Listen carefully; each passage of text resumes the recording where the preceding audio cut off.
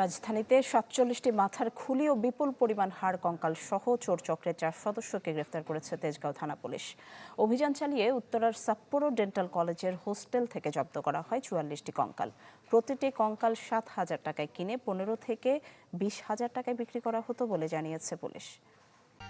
গরমে দাপাদাপি ঘরের চালের স্থায়ী সমাধান আনোয়ার সিমেন্ট শীট।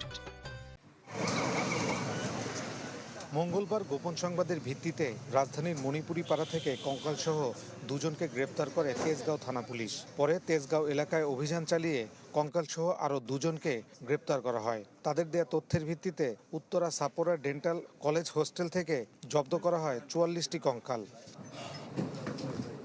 সংবাদ সম্মেলনে পুলিশ জানায়, গ্রেপ্তারকৃত মূল ব্যক্তির নামে ২১টি মামলা রয়েছে।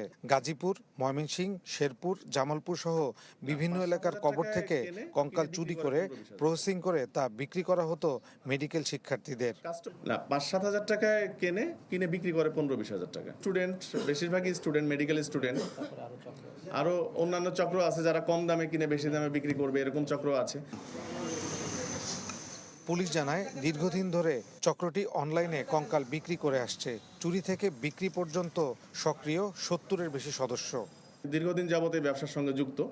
তাদের অনলাইনে তারা বোন সেলিং একটি গ্রুপ আছে। এই গ্রুপে তার ৭০০ জন কর্মী তারা কাজ করে এবং গ্রুপ মেম্বার ২০,০০০-এর মতো। আর এখানে চক্রের বাকি সদস্যদের ধরতে অভিযান চলছে বলে জানায় ডিসি তেজগাঁও। ফয়সাল হোসেন, চ্যানেল 24, ঢাকা।